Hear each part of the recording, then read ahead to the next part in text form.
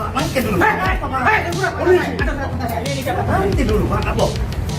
Inilah video detik-detik tim dari Satuan Reserse Kriminal Polres Sumeneb, Jawa Timur meringkus seorang ASN di kantor Inspektorat Sumeneb dan Ketua Lembaga Swadaya Masyarakat karena telah memeras seorang kepala desa.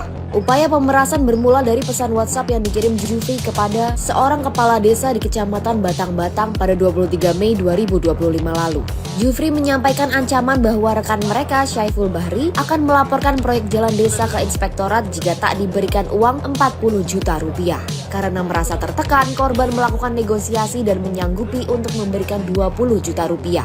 Kemudian keduanya sepakat bertemu di rumah Jufri di Desa Kolor, Kecamatan Kota. Begitu uang diserahkan, petugas dari Satreskrim Polres Sumeneb yang telah membuntuti sejak awal langsung meringkus kedua pelaku. Keduanya pun kini dibawa ke Polres Sumeneb untuk pemeriksaan lebih lanjut.